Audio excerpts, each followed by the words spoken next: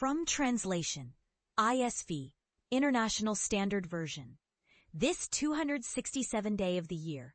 Today we are reading passages Obadiah, Jonah. Obadiah chapter 1 verses 1 to 20. The vision of Obadiah. Thus says the Lord God concerning Edom. Behold, I will make you small among the nations. You will be greatly despised. The pride of your heart has deceived you. O one who lives in the clefts of the rocks, whose dwelling is high, who says in his heart, Who will bring me down to the ground? Though you ascend as high as the eagle, and though you set your nest among the stars, from there I will bring you down, declares the Lord. If thieves came to you, if robbers by night, how you have been destroyed. Would they not steal only what they wanted? If grape gatherers came to you, would they not leave some gleanings?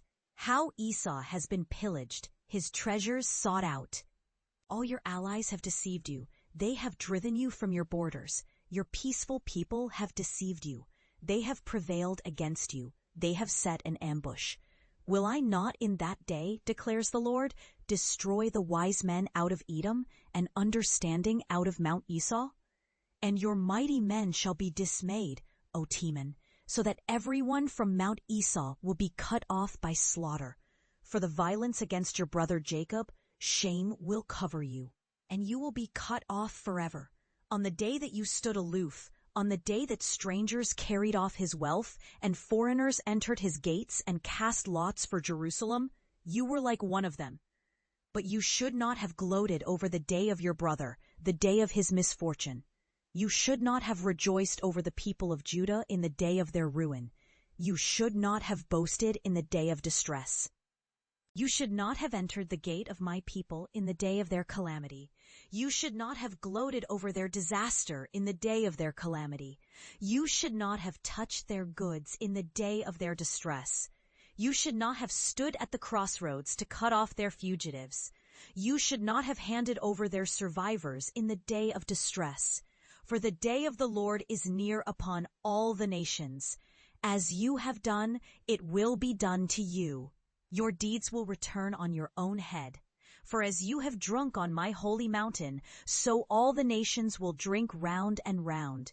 They will drink and swallow, and will be as though they had never been. But in Mount Zion there will be those who escape, and it will be holy, and the house of Jacob will possess its own possessions. The house of Jacob will be a fire, and the house of Joseph a flame. And the house of Esau will be stubble. They will set them on fire and consume them, and there will be no survivor of the house of Esau, for the Lord has spoken. The exiles of Israel will possess the land of Canaan, as far as Zarephath, and the exiles of Jerusalem will possess the cities of the Negeb. The rescuers will ascend Mount Zion to rule Mount Esau, and the kingdom will be the Lord's. Jonah chapter 2, verses 1 to 10.